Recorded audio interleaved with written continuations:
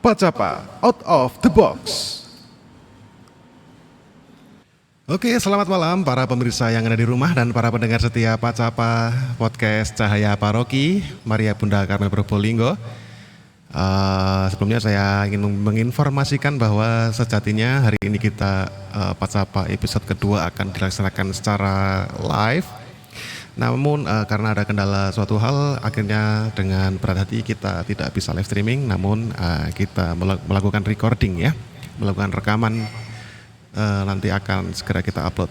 Nah, pada hari ini kita kedatangan tamu istimewa. Menurut informasi yang saya peroleh di sini, tamu kita hari ini adalah seorang romo. Ya, itu yang pertama. Yang kedua adalah beliau adalah seorang romo yang menjabat sebagai Ketua Senatus Legio Keuskupan Malang. Senatus Legio itu makanan apa itu? Ya kita nggak tahu, nanti kita akan tanya-tanya bersama dengan beliaunya. Oke, langsung aja ke narasumber kita, yaitu Romo Emil. Halo, selamat malam semuanya. Selamat malam Romo. Oke, baik. Romo Emil, oke. Untuk pembukaan mungkin kita perkenalan dulu aja ya. Perkenalan dulu. Perkenalan dulu aja. Nah, saya ini ketemu Romo Emil pertama kali ketika memimpin misa streaming ya, online di Gereja Maria Bunda Karmel. Kesan pertama yang saya dapatkan dari Romo Emil itu ketika doa berkat meriah ya. Karena mungkin emang udah bermasker gitu ya, kemudian ketika disorot kamera itu mata itu kayak tersenyum gitu ya. Kayak tersenyum banget gitu. Ya, menyenangkan sekali dilihat itu. Itu kawan bayi itu. Kawan bayi cari. Ya emang kayak kelihatannya tuh ketika di kamera itu kayak senyum gitu loh. Pertanyaan tuh emang tersenyum ketika berkat itu. Ya serius lah. Serius ya. Seriusnya saja kayak gitu. Seriusnya kayak gitu ya. Oke, mungkin bisa dijelaskan Romo, nama lengkap Romo itu siapa? Iya, baik, terima kasih. Saya dianugerahi nama oleh orang tua saya, nama baptis Emmanuel. Emmanuel. Lalu ibu saya memanggil Emil ya. Lengkapnya Emmanuel Wahyu Widodo. Immanuel Wahyu Widodo. Kelahiran asli mana? Dari Pasuruan. Pasuruan. Tidak jauh dari Probolinggo. Tretan Tipi. Tretan Tipi. Terus saya nggak tahu bahasa Madura. Oke. Dalam podcast Pacapa ini kita tentu saja nggak cuman tidak fokus bahas kayak gini loh masalahnya, kan ada beberapa umat di sini ngomong bahwa kalau bintang tamunya Romo itu yang dibahas harus Injil.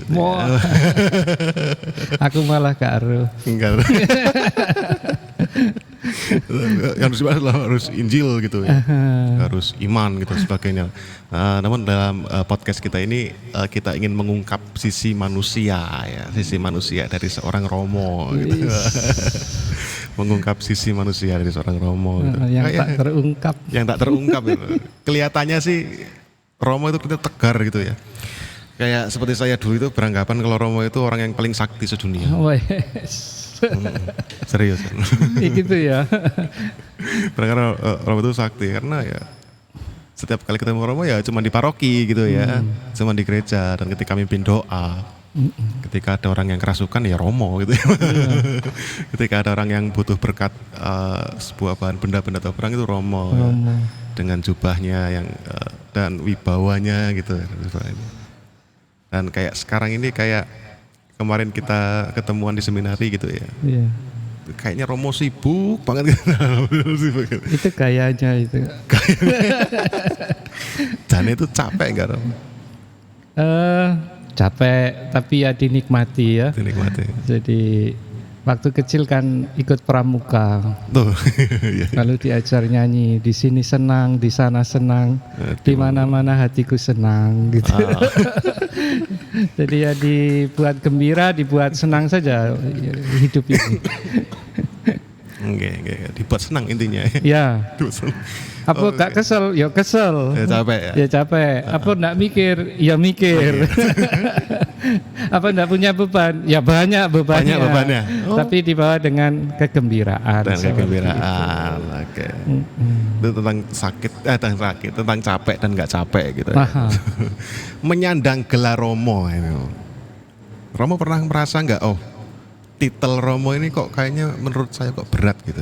Ya, sejak masuk pendidikan calon imam, calon romo itu memang menjadi momok. Saya juga takut waktu itu, apa ya mungkin jadi romo gitu. Tapi pembimbing saya mengatakan, ya kamu sombong. Saya merasa rendah hati, saya merasa apakah saya layak menjadi romo. Tapi dibilang sombong. Tapi malah dibilang sombong. Tidak ada manusia yang layak katanya. Oh. Jadi tidak ada yang layak memang. Yang layak dan yang melayakkan adalah Tuhan sendiri. Tuhan sendiri. Adalah tugas kita untuk berjuang. Berjuang. Jadi sampai kapanpun, profesi apapun adalah suatu perjuangan. Macam begitu. Jadi apakah dengan menyandang gelar Romo itu berat? Sangat berat. Sangat berat, dipandang banyak orang, diharapkan bisa menjadi panutan dan dianggap manusia setengah dewa, sakti dan seterusnya. Itu ya itu memang sangat berat. Tetapi saya yakin ya Tuhan atau banyak saudara umat itu mendoakan, mendukung. Itu semua terasa ringan dan menyenangkan. Terasa ringan dan menyenangkan. Ya, gitu. Pada dasarnya itu tidak ada satupun manusia yang layak. Tidak ada. Tidak ada satupun. Tidak ada. Hanya Kristus yang layak. 12 muridnya tidak ada yang layak. Oh, iya. Ada yang mengkhianati, ada yang menjual, ada yang lari, ada yang tidak percaya, ada yang ragu. Iya. Semua sampai zaman ini. Ya, sama-sama ini. Masih ada yang ragu, masih ada yang menjualnya, itu terus ada. Hanya karena iman kita mengajarkan kita harus selalu percaya akan kasih-Nya. Nah, itu yang mencukupkan dan memberanikan kita, yang membuat kita selalu berharap. Nah, ini tadi pendalaman rohani lagi.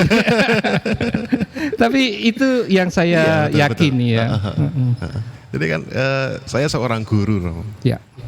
Ya sama menyandang gelar guru itu terasa berat sebenarnya. Ya. Berat. Guru bukan profesi ya. Bukan ya.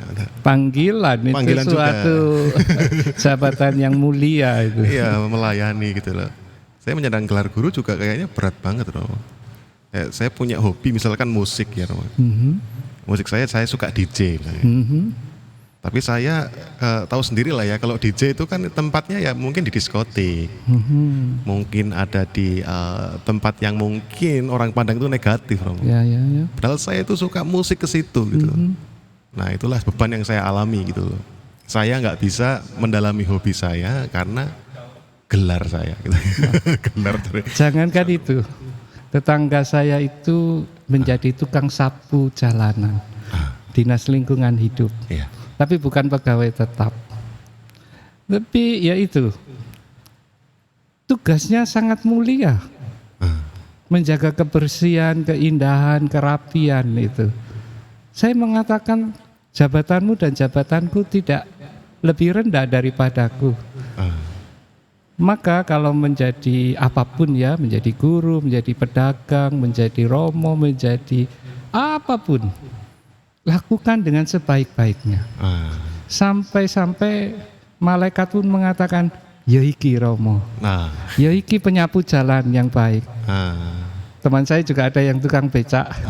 Ya jadilah tukang becak yang baik. Baik gitu ya. Mengantar, tidak menipu, tidak nyasarne, tidak membuat orang deg-degan dan seterusnya. Jadi semua itu dijalani dengan gembira, dengan kesungguhan. Itu suatu persembahan hidup yang sejati. Dan kalau disyukuri, diterima, itu sungguh menjadi sumber kebahagiaan. Kebahagiaan gitu ya. bukan uang. Oh, dapatnya ini kecil, dapatnya ini besar. Oh, bukan masalah uang. Mungkin karena saya tidak punya uang. Nggak punya uang cari. Oke. Apa yang ingin saya tanyakan adalah apakah Romo pernah nggak sih karena titel gitu kan, Romo kan pasti punya hobi pasti ya? Atau punya kebiasaan gitu, kebiasaan. Misalkan aja kalau saya sebagai guru pakai celana pendek, saya mampir ke mall, ke pusat pembelanjaan gitu, pakai celana pendek, pakai baju yang agak lusuh gitu. Tapi karena saya nyaman dengan pakaian itu gitu ya. Tapi karena guru, nah Harus penampilannya harus ya kayak jaim gitu. Romo pernah merasakan itu enggak sih? tentu saja. Iya. Dan di banyak tempat ya, cara ngomong harus ditoto, tidak boleh lari, ya, harus berjalan dengan anggun. Oh, Romo Seno. Romo Seno. Ada Romo yang lain ya.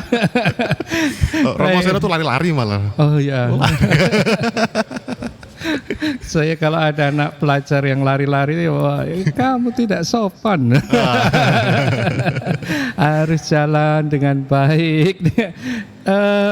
Ada banyak hal. Jadi saya waktu muda karena ayah saya itu pegawai kereta api. Ya, rumah dinas yang kami tempati itu persis di sebelah stasiun. Nah, jadi hobinya itu traveler ya. Kelas 4 SD itu sudah sampai Surabaya, sudah sampai SD udah. Sendiri. Kelas 4 SD. 4 SD. Gandol sepur itu. Kalau dulu naik sepur itu enggak bayar. Iya sih. anak pegawai ada kartu. Ya. Apa namanya, Romo? Kartu bukti diri ya. Jadi Romo Seno dablek. Oh, kalau dablek jangan ditanya. Romo emang dablek dulu. Oh iya. Iya. Tapi dablek saya itu menguntungkan. Polai.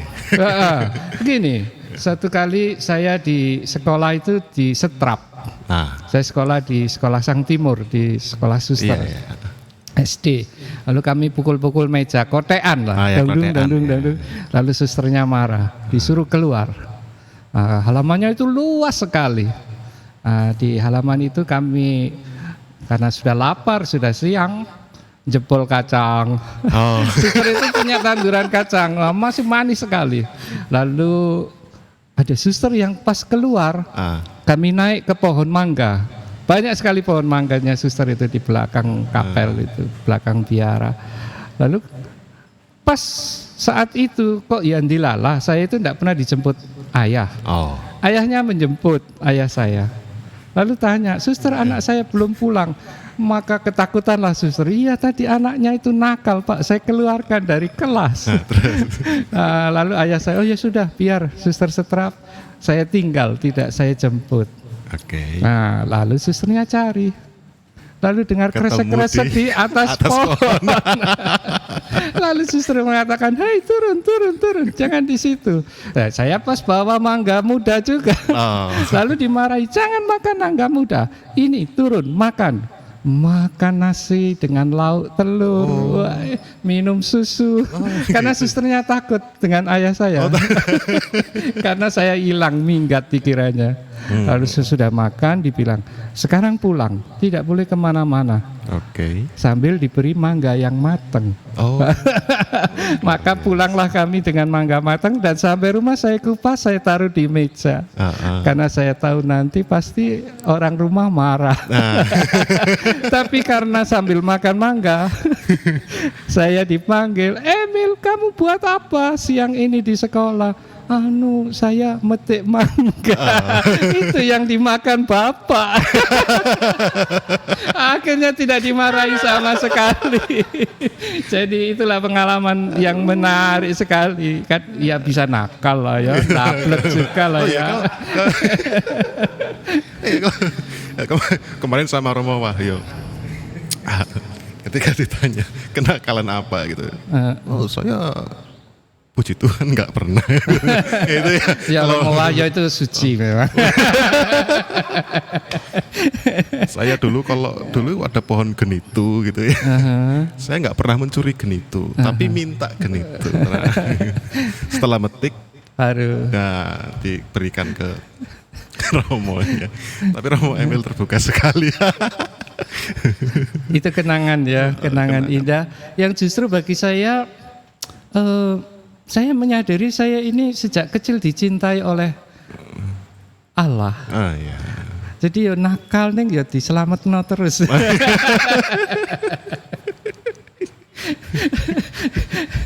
Okay. Juga dalam pendidikan, dalam tugas-tugas itu saya merasa saya ini sungguh tidak layak sebenarnya. Tapi selalu diberi jalan, dimampukan, diberi orang-orang yang baik gitu ya. Sehingga kenakalan dan keburukan saya itu tertutupi. Jujur saya ini jauh dari sempurna. Oke, dari kacamata psikologi ini Romo Emil tuh usil kayaknya. Nggak tahu ya. Nggak suka. Udah bertobat. Kenangan yang sungguh luar biasa Romo ya. Ya. Ketika kita melakukan kesalahan malah dikasih makan tuh. Ya.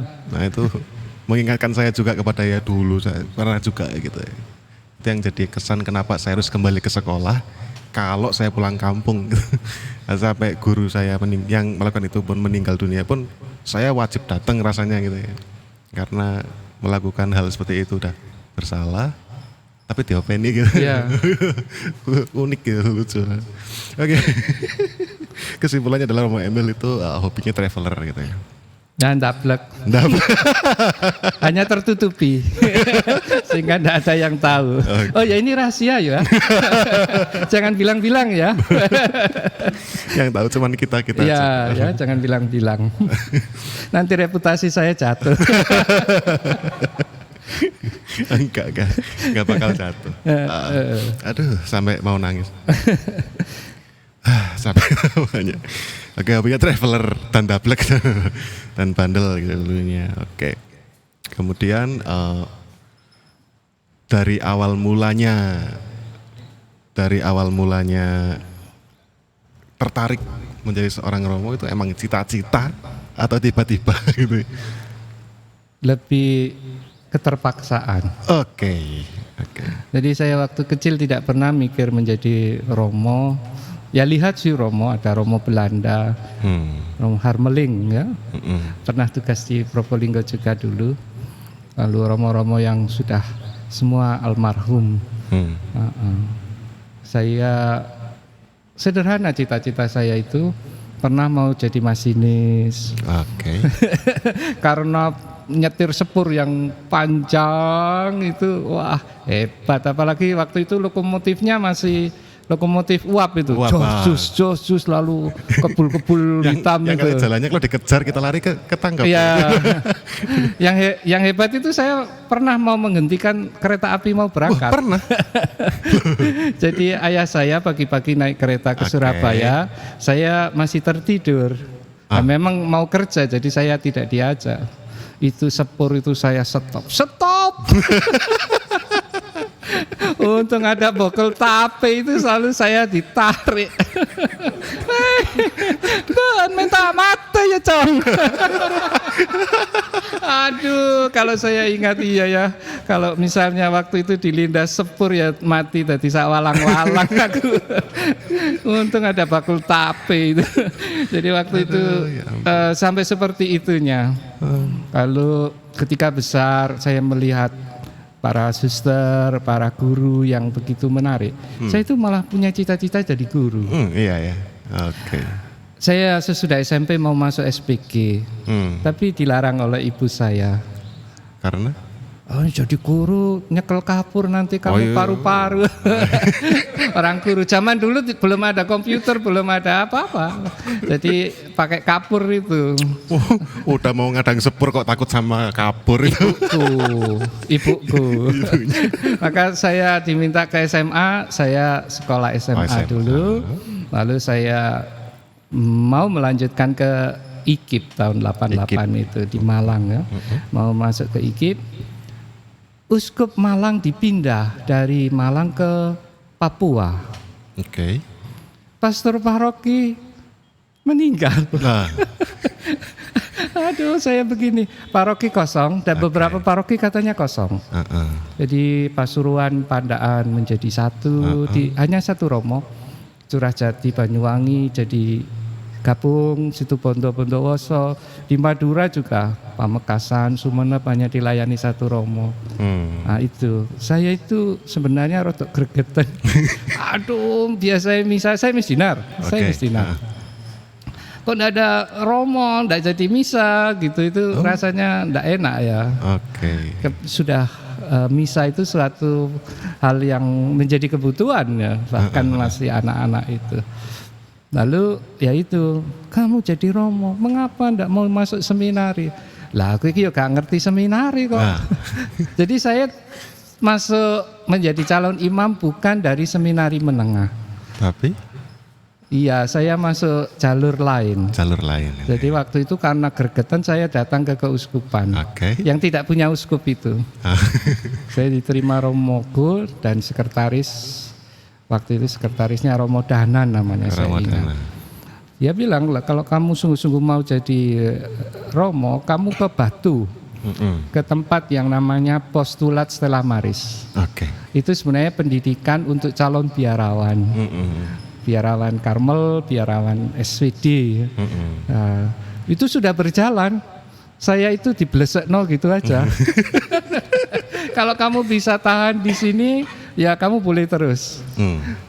Tapi kalau kamu tidak tahan, mulia wae gitu ya. Saya juga merasa tertantang ya. Cobalah saya coba. Karena Romo kok saya kira. Saya katakan begitu. Maka saya masuk di Postulat Stella Maris tanpa tes. Tanpa tes. Karena tesnya sudah lewat. Dan sudah tahun ajaran sudah jalan. Iya sih. Jadi ya sudah. Jalan gitu aja. Masuk aja. Masuk. Lalu ya satu pertanyaan saya kepada pembimbing saya. Saya apakah bisa mengikuti dan bisa kerasan? Itu. Lalu saya ingat terus dan itu menjadi semboyan dan tuntunan untuk saya sampai hari ini. Romo yang menjadi pengasuh postulat itu mengatakan, kamu jangan pernah memikir dirimu kerasan di sini dan bisa di sini. Kamu harus bisa membuat temanmu kerasan dan bisa sekolah di sini. Kalau kamu bisa membuat temanmu kerasan, kamu akan kerasan. Gitu ya. Kalau kamu bisa membantu temanmu untuk bisa belajar di sini, kamu bisa belajar di sini. Oh, itu rahasia. Rahasianya gitu ya, teman-temannya. Ya, jadi harus membuat orang lain kerasan. Harus bisa membuat orang lain bahagia. Itu bahagia. Tapi kalau orang hanya mencari kebahagiaannya sendiri, belum tentu dia membahagiakan orang lain, dia pasti jatuh. Pasti jatuh. Ya. Itu yang saya pegang terus. Ini rahasia hidup. Rahasianya gitu. Ya, baru sekali ini malam ini saya rahasia yang terungkap. Khusus untuk Pak Capa ini ya. Jadi jangan pernah mencari kebahagiaan. Buatlah orang lain bahagia. Anda pasti akan bahagia. Buat kot. Nah itu. Jadi saya tidak pernah mikir jadi imam. Saya merasa bisa tinggal kerasan, mengikuti belajar juga di atas rata-rata, tidak pernah tukaran, tidak pernah berkelahi, tidak pernah keket. Ya, lalu juga di rumah itu saya tidak tahu penyakitan, gatelen lah, pilek, batuk, sakit perut, sakit cetak, wah pokoknya penyakitan dan kurus sekali saya dulu, sangat kurus. Nah di seminar kok ya iso lemu dan sehat sampai hari ini. Itu saya lalu percaya bahwa rahmat Allah mencukupkan orang untuk memenuhi tugas dan panggilannya. Ya, jadi karena saya bahagia, saya terus menjalaninya sampai hari ini dan tidak terasa. Sungguh tidak terasa. Nggak terasa ya. Ada orang yang bilang, loh lah apa dadi Romo? Menyalahi kodrat. Itu kitab Kejadian harus menikah. Waduh, iki kitab suci iki. Saya hanya bilang begini, loh, aku iki seneng ya. Saya itu tidak pernah susah dan saya tidak menyusahkan siapapun. Jadi saya merasa ya inilah jalan yang dianugerahkan bagi saya dan saya menjalaninya dengan gembira, dengan sukacita. Berarti total itu Romo udah berapa tahun jadi Romo? Sampai hari ini jalan tahun ke-24. 24 tahun? Ya. Saya menjadi imam tahun 97. Tahun 97, berarti umur saya masih berapa tahun? Tahun 97. Kalau saya masuk postulat itu tahun 88. Tahun 88. Saya masih direncanakan. Ya. Saya lahir 92. Tapi lucunya, ya saya ini masih seperti anak-anak.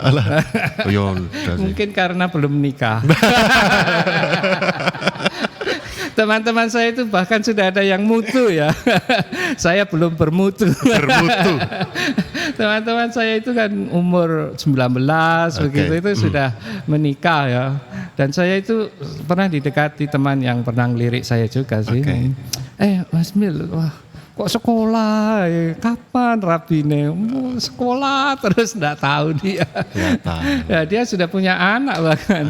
Lalu waktu kapan saya ke Pasuruan, loh kok isi duwe anak aja saya bilang. Loh itu bukan anak, ini putu. Wis sembah ternyata. Sedangkan saya ini masih merasa ya seperti anak muda ya, bisa pergi kemana-mana. Nggak terikat. Pokoknya masih penyenyelan itu.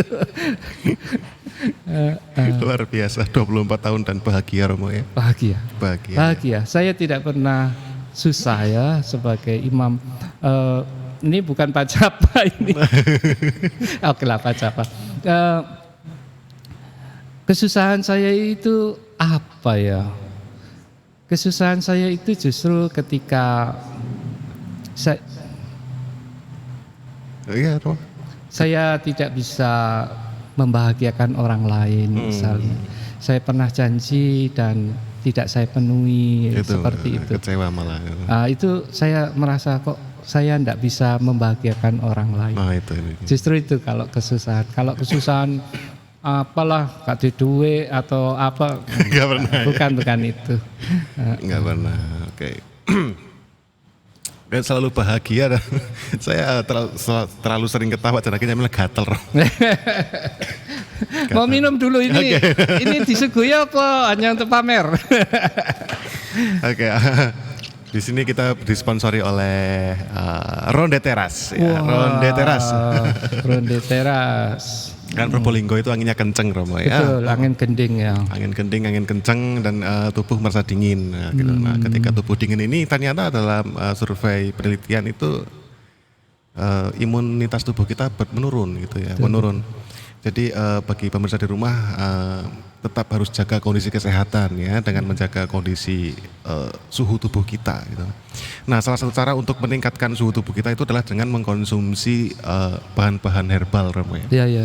Dan di situ ada terutama yang akan kita bahas ini adalah Jaya Emprit Romo.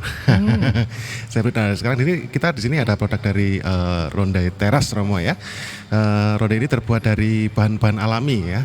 Terutama dalam kuahnya ini mengandung cabai emprit.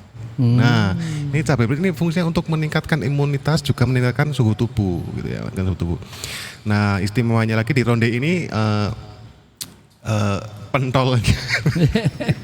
Gak enak ngomongnya pentolnya. Pentolnya itu ada kacangnya dalamnya. Klepon lah itu. Bukan klepon ya. Apa sih jenenge? Onde. Ondenya itu dalam itu ada kacangnya gitu ya. Kacangnya disangrai dan gurih. Cilot. Cilot. Sing serius loh, engko Mbak Rina nesu ya. Halo Mbak Rina. Orang parang nesu. Oke, di pentolnya itu terdapat kacang. Dan saya pernah makan di sana, serius Romo ya, pernah makan di sana dan ternyata tuh kayaknya tuh ada wijen-wijennya gitu. Jadi wangi, aromanya wangi gitu ya. Harganya relatif murah. Jadi satu mangkoknya teman-teman semua bisa beli dengan harga Rp8.000 saja. Nah, kalau teman-teman ingin mencoba silakan berkunjung ke Ronde Teras yang beralamat di Jalan Soekarno-Hatta nomor 128 di depan terasnya Homeland di depan Bank BTN Kota Probolinggo ya. Kemudian Ronde Teras buka pukul 5 sore sampai jam 8 selama PPKM. Menu yang lain disediakan di warung teras adalah angsle dan STMJ. Ayo coba Ronde Teras, rasakan kehangatannya. Wow, luar biasa. Terima kasih Mbak Rina. Oke Romo, mungkin silakan bisa kita coba review gitu. Oh gitu ya. Tolongin bukain lah ini buat Romo. Vin, bukain Vin. Oh sungguhan toh ini? Oh, iya no. Ya seneng aku.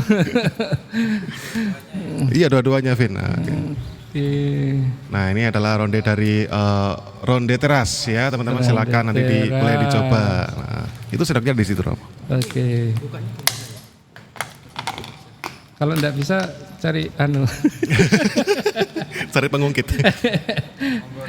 Terima kasih. Kalau saya nggak usah dilayani. Oke, makasih Kevin. Wow, matching dia ya, matching. Saya coba ya. Oke, Rama silakan.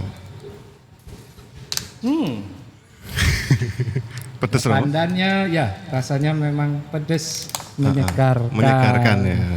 Jahenya keras Rama ya. Oh jangan ngambil, nggak boleh ngambil. Loh. Ada Romo lain ya yang minta ya. Oke teman-teman, di sini kita ada sekitar 4 kru. Ada 4 kru yang dari tadi itu matanya itu ke ronde. Itulah kenapa pembicaraan di tengah kita itu terhenti sebentar. Itu karena mereka nunjuk-nunjuk ronde ternyata. Hah? Mau minta lagi? Hah? Masih belum ya? Di sini masih ada 4 ini loh, diambil lah. Diambil, oke. Silakan mendengarkan sambil menikmati. Saya bayangin gini, anginnya kenceng gini ya, anginnya kenceng kemudian nonton podcast.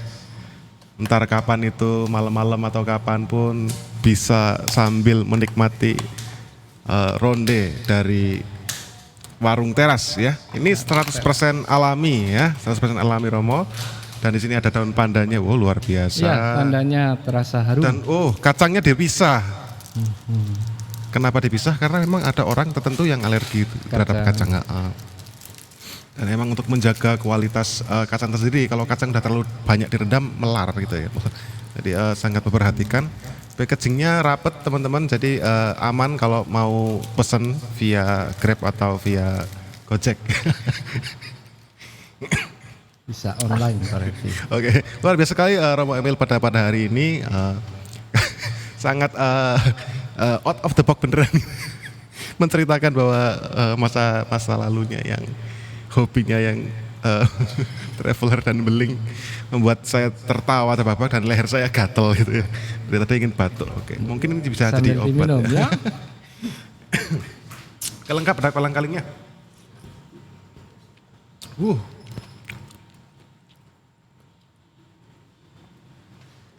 Oke, sekali lagi terima kasih kepada Ronde Teras yang sudah mensupport acara kita pada hari ini.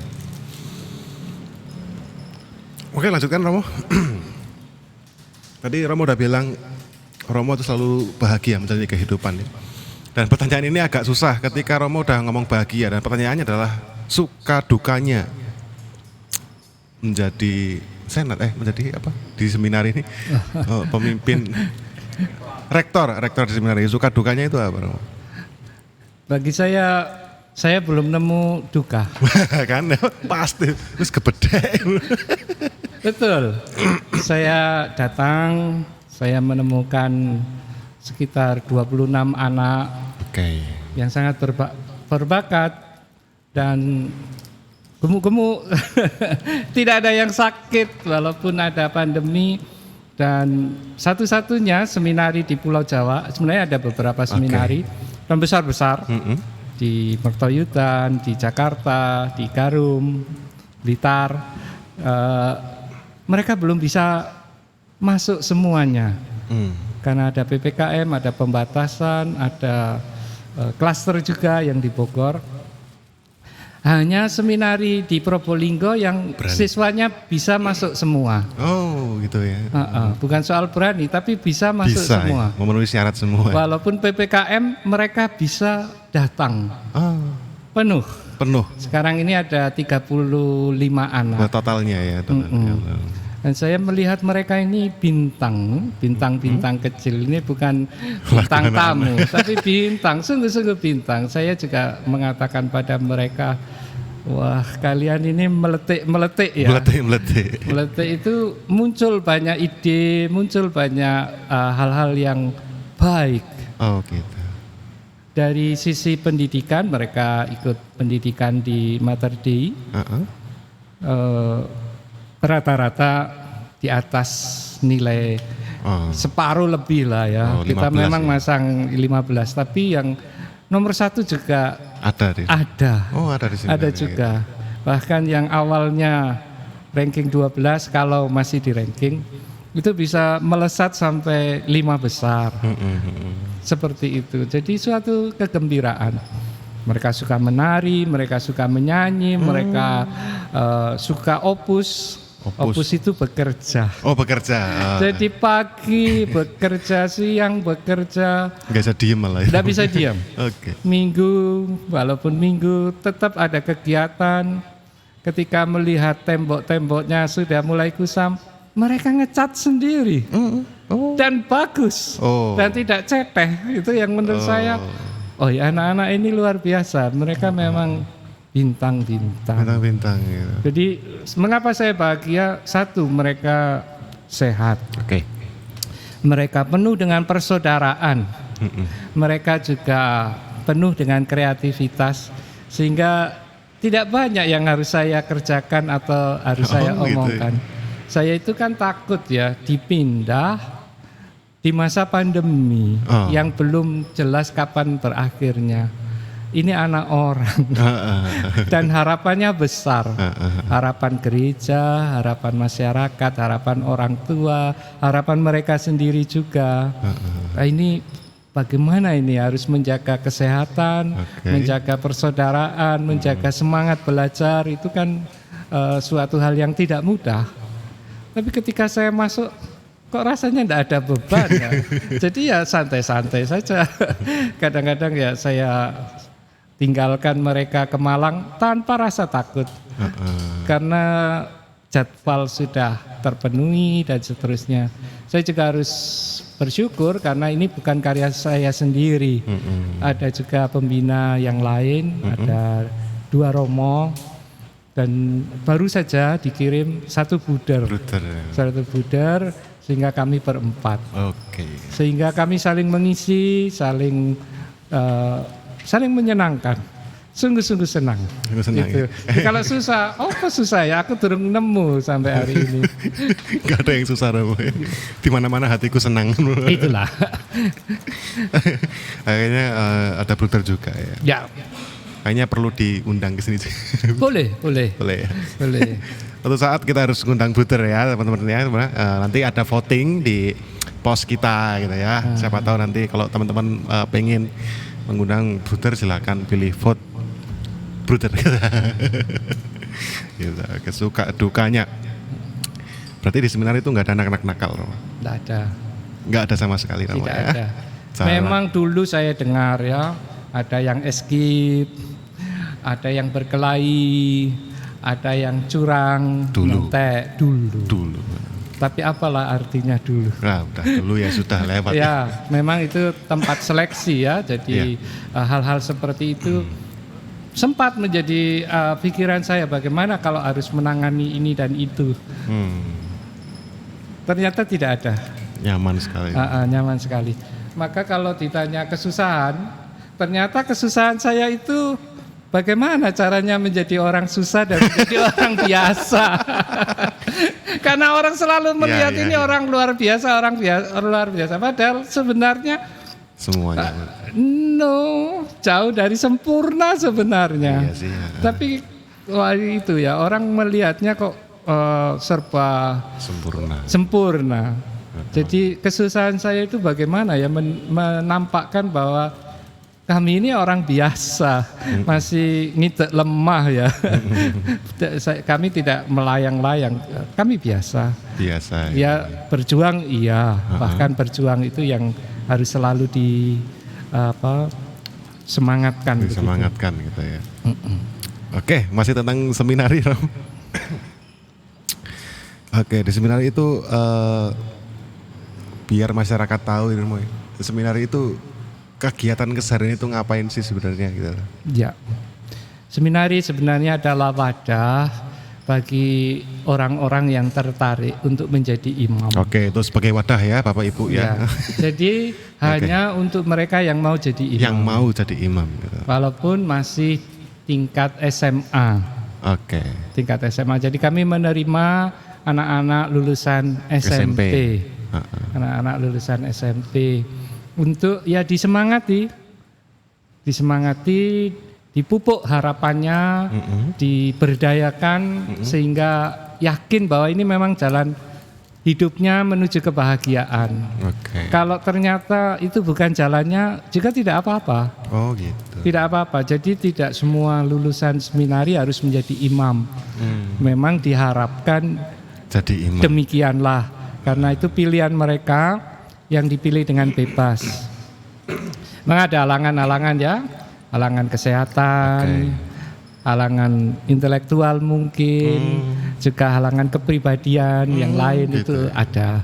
Jadi untuk itu ya memang harus digali, diberdayakan, dimampukan. Maka pertama-tama untuk kognitif, akademisi kita menitipkan pada SMAK Mater Dei di Probolinggo. Terima kasih SMAK Mater Dei yang selalu memberikan yang terbaik ya. Pernah seminari ini di kota lain, di Malang sebelum tahun 2000. Seminari ini sudah 73 tahun. 73 tahun. Berdiri tahun 48 di Malang. Lalu pernah di Lawang. Lalu pindah lagi ke Malang. Pindah sini. Lalu akhirnya ke Probolinggo. Oh gitu. Dalam perjalanannya ya kita melihat di Probolinggo lah seminari itu menemukan banyak pengalaman-pengalaman yang indah. Tentu di Malang juga tentu. Ada ya tentu. Tapi di Probolinggo itu menemukan banyak hal ya yang indah. Pertama dari pendidikan di SMAK, dari pagi sampai siang, 6:30 sudah harus siap di sekolah sampai jam 1. Sekarang daring ya, daring. Tapi sebelum sekolah mereka juga bangun, merayakan Ekaristi, merayakan doa pagi, sarapan dan persiapan. Terus sekolah. Baru sekolah. Setelah sekolah, kegiatan di seminari tidak berhenti. Bekerja. Opus tadi. Opus. Itu tidak hanya membersihkan ruangan-ruangan mereka, tapi juga berternak, berkebun, atau kegiatan-kegiatan yang lain. Ada banyak hal yang bisa mereka buat untuk pengembangan pribadinya. Malam, studi keseminarisan. Ya, studi keseminarisan itu antara lain belajar bahasa Latin, bahasa Inggris, karena sekarang ini banyak dokumen-dokumen tidak hanya dalam bahasa Latin, tapi malah dalam bahasa Inggris. Dalam bahasa Inggris malah ya. Lalu belajar untuk leadership, belajar untuk public speaking, belajar untuk kepribadian, macam begitu. Lalu malam masih ada pelajaran-pelajaran humaniora dan rekreasi. Ada gamelan, ada musik, ada menari dan beberapa talent yang bisa dikembangkan.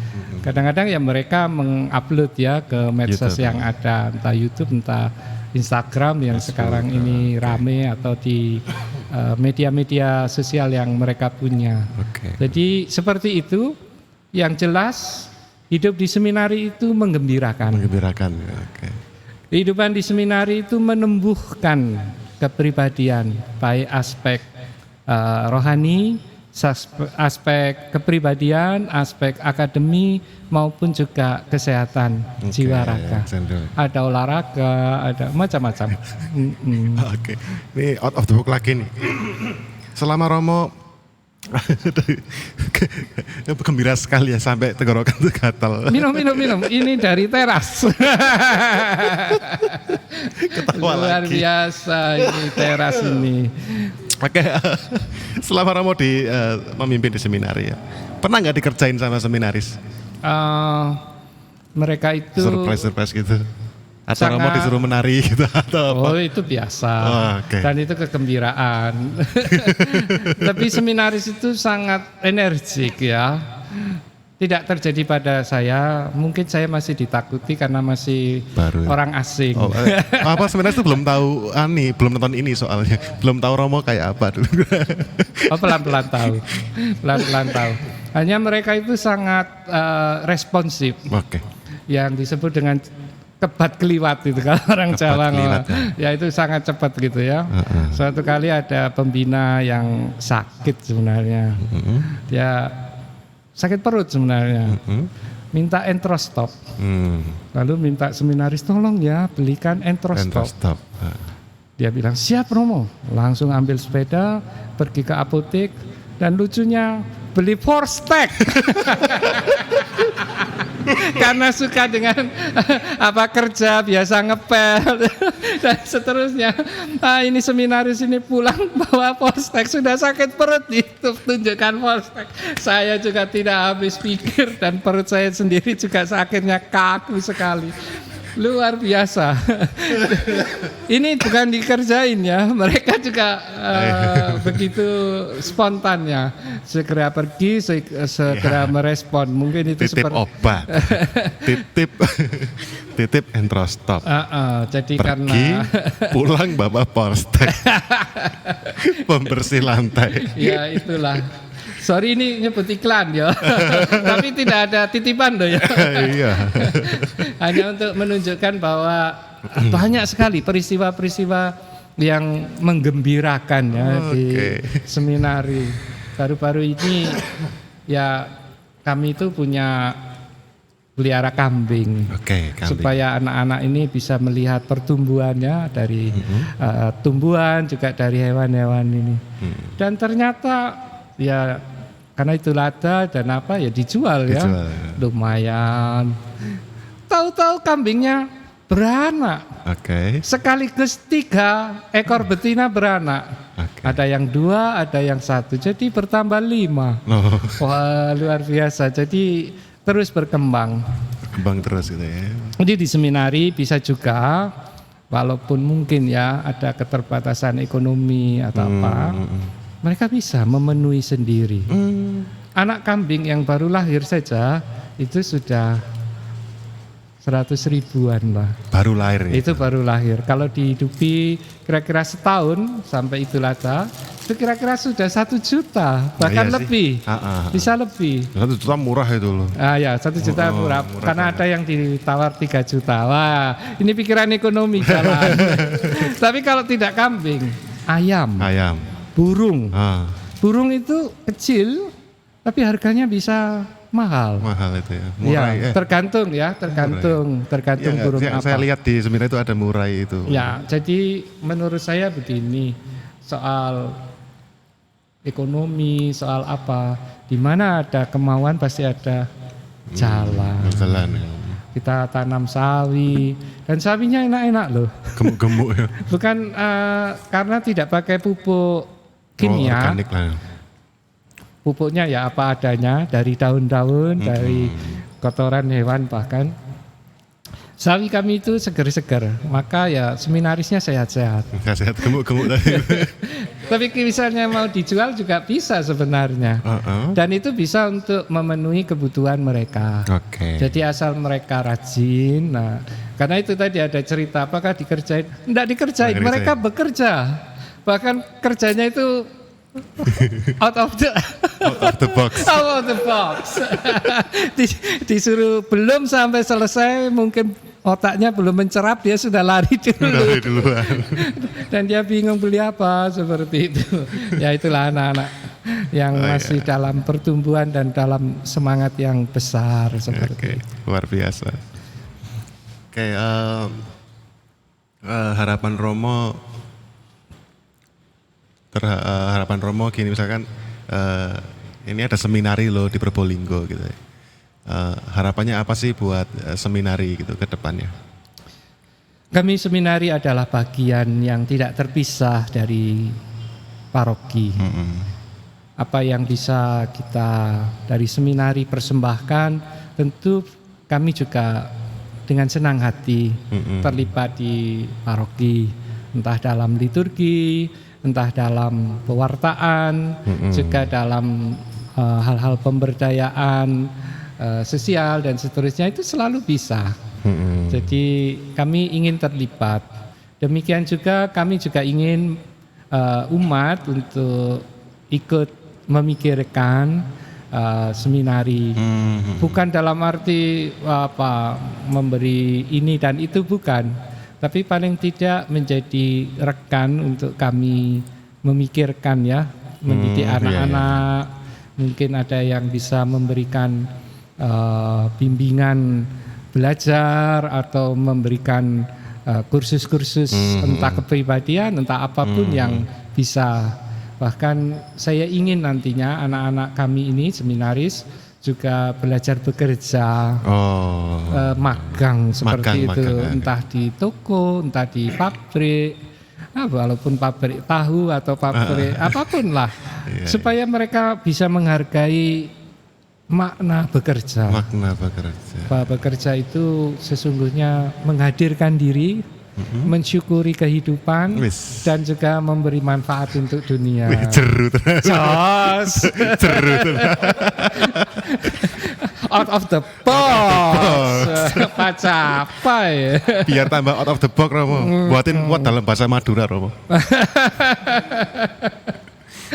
Mon ta'alako jeodi. Udah, hatinya.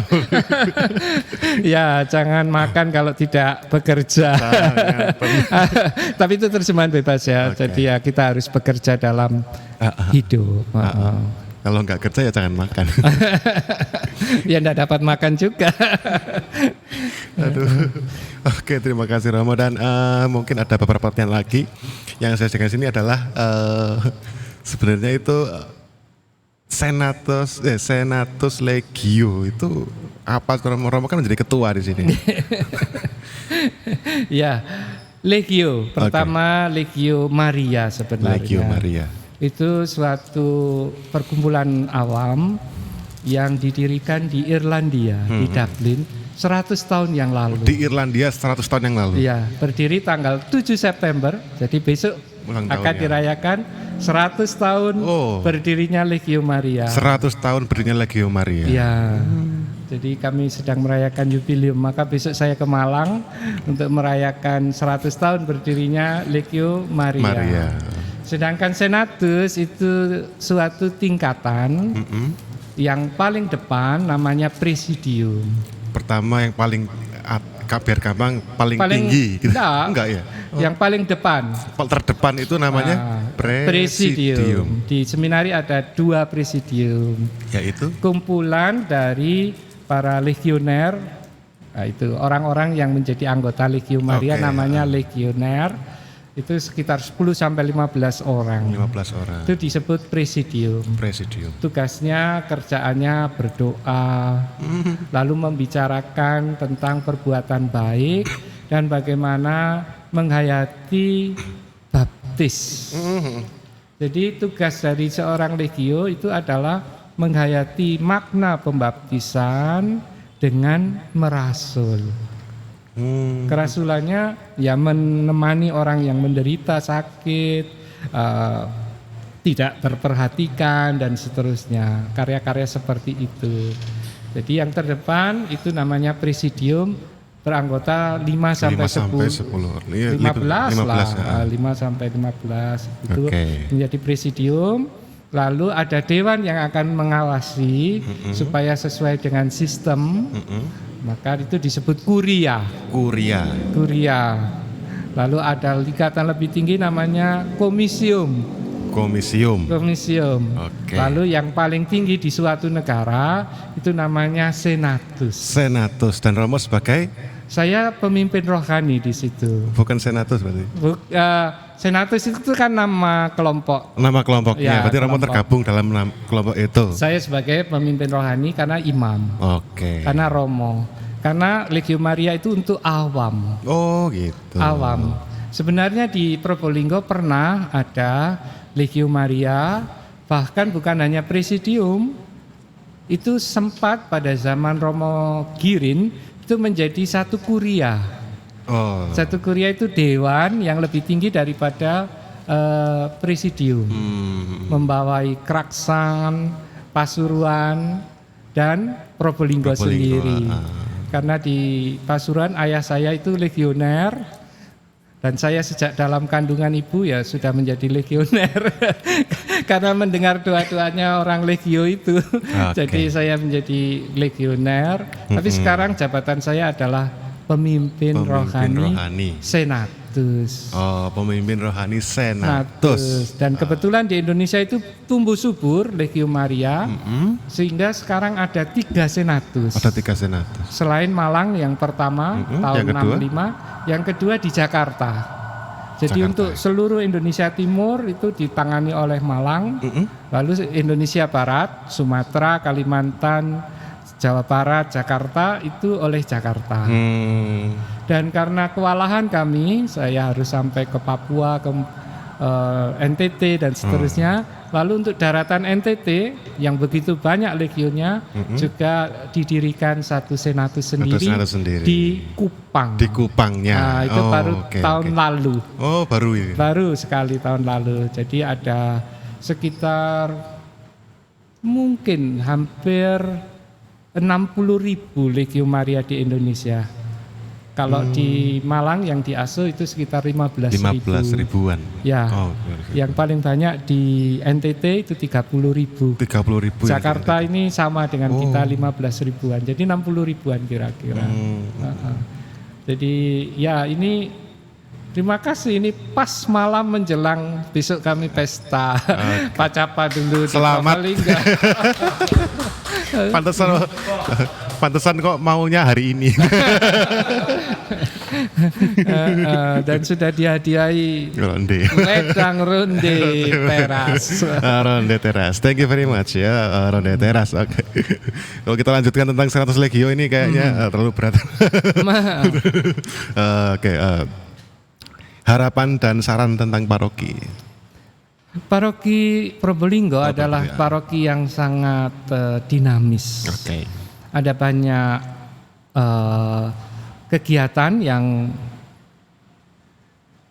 menggarami dan menerangi sekitar ya. Kayak Pacapa ini. Ini salah satunya ini ya. Jadi saya melihat begitu dinamis, lalu banyak hal dibuat. Nah itu yang terpenting, kita harus bekerja dengan gembira, dengan tulus hati.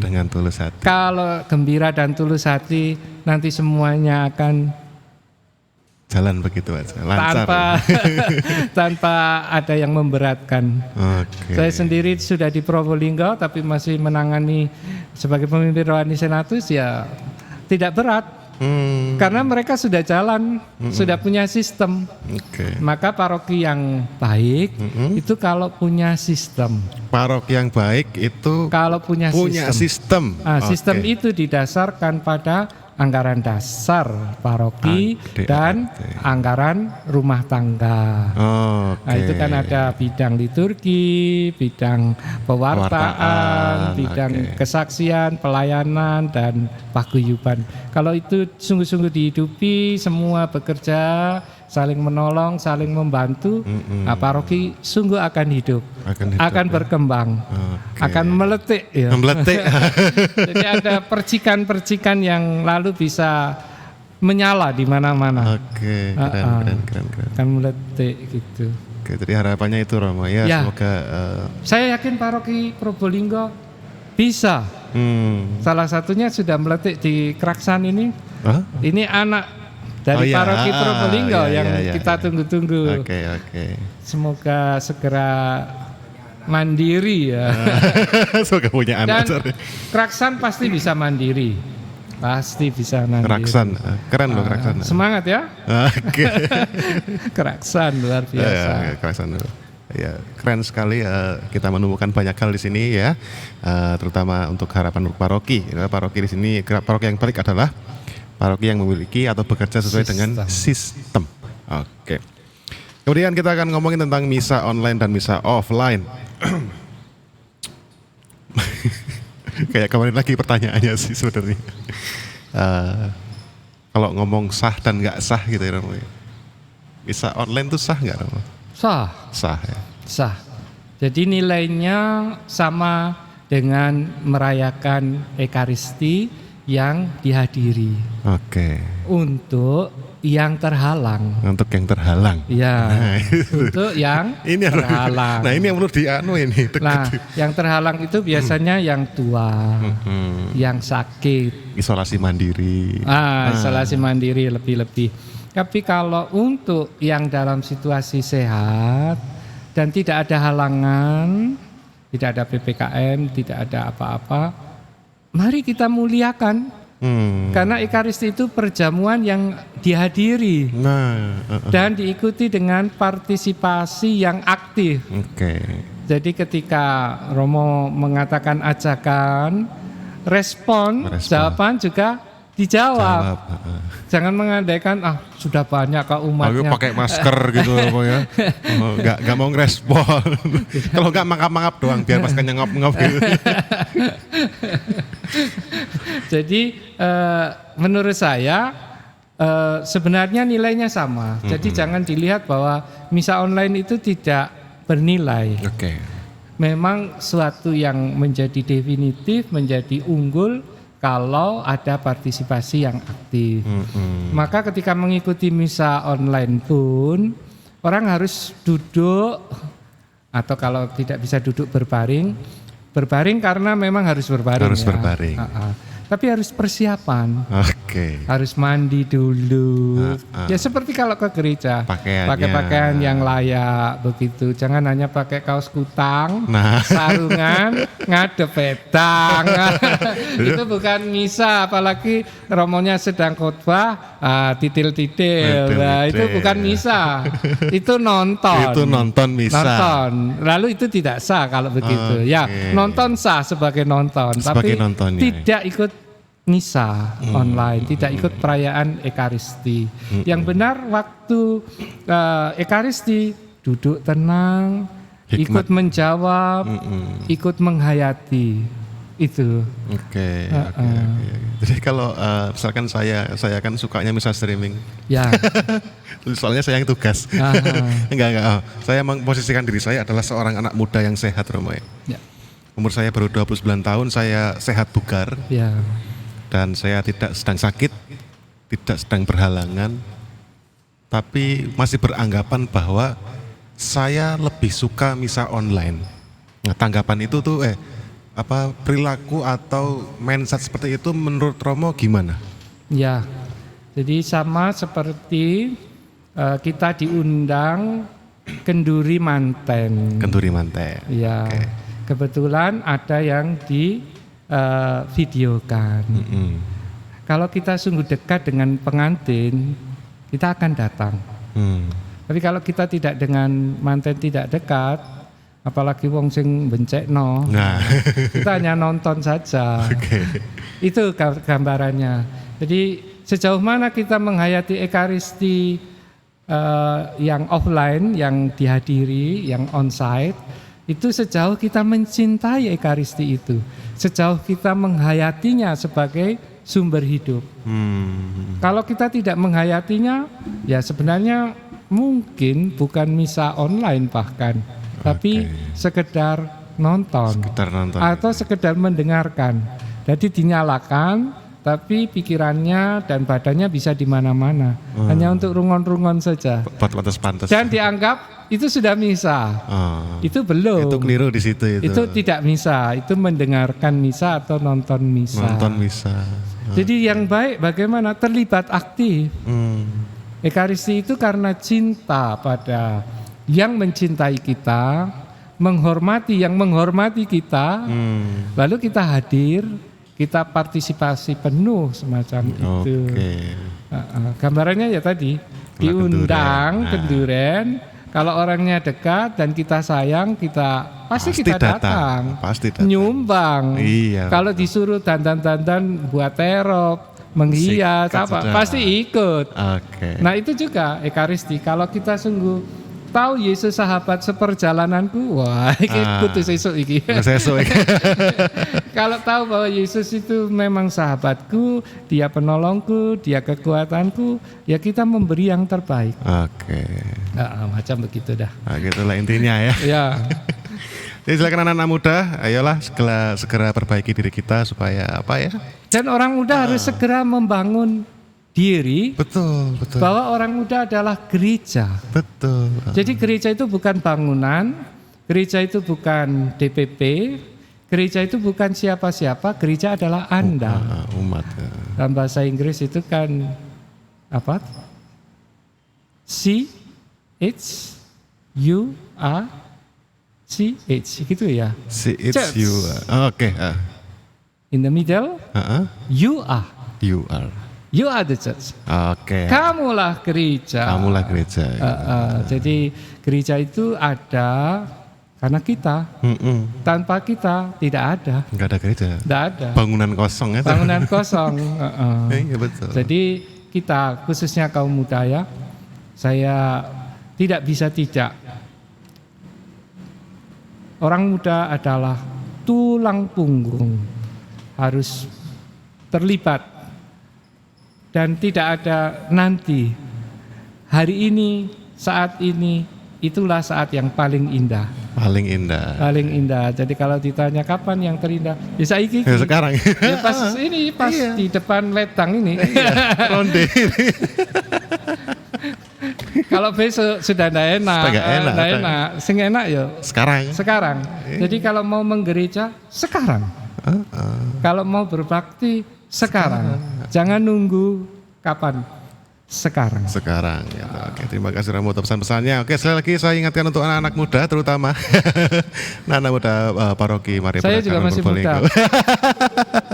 Saya 25 tahun, oke. 52. Kalau Malang kan dibalik ya. Iya 52. Soto ayam otos maya. Oke, anak-anak muda silakan bergabung bersama kita. Kami masih membutuhkan banyak sekali tenaga muda ya untuk memfasilitasi atau menjadi penerus kita ini. Ya, oke teman-teman. Ya teman-teman semua bisa diketahui bahwa ini semua hanya diurus oleh mungkin 3 orang, 4 orang aja Romo. Dan itu dengan pekerjaan kita, dengan keseharian kita, dengan tanggung jawab kita seharian ini nggak nutut sebenarnya gitu ya. Saya betul-betul ingin anak-anak muda OMK atau yang ada di paroki ini segera berkumpul dan bisa guyup lagi gitu ya, Mau ke seminari juga kami undang. Ini ada ketuanya Romo. Ya. Kalau mau ke seminari juga kami senang. Ke seminari juga boleh. Boleh. Dan jangan lupa nanti yang katanya Romo Seno ada yang dari Tanggul ya mau ke sini ya. Dari Ambulu mau main ke paroki sini. Sip. Jangan lupa main ke seminari juga. Kami terbuka. Seminari juga. Oke, nggak kerasa Romo kita udah ngobrol kurang lebih 1 jaman. 1 jam lebih gitu ya. Nggak kerasa. Jadi terima kasih untuk kedatangannya Romo. Terima kasih banyak untuk out of the box-nya. Pokoknya hanya untuk kita ya. Tapi ini izin kita upload Romo. Oke, sekali lagi terima kasih kepada para sponsor kita. Di sini kita sedang disponsor oleh Ronde Teras. Silakan teman-teman semua yang ingin mencicipi produk dari Ronde Teras, silakan teman-teman hadir dan berkunjung di Jalan Soekarno Hatta nomor 128 di terasnya Homeland di depan Bank BTN Probolinggo ya. Warung teras buka jam 5 sampai jam 8 malam. Akhirnya terima kasih banyak Romo untuk waktunya, terima kasih untuk cerita-ceritanya. Lain kali kalau kita mau ngomongin hal yang lebih serius boleh saya undang lagi Romo ya. Semoga tidak bosan. Oke, terima kasih banyak. Oke, untuk pemirsa di rumah, terima kasih banyak sudah menyaksikan podcast kita. Akhirnya saya akhiri pertemuan podcast kita hari ini dan sampai jumpa di episode ketiga ke depan. Terima kasih dan kembali lagi di Pacapa Out of the Box.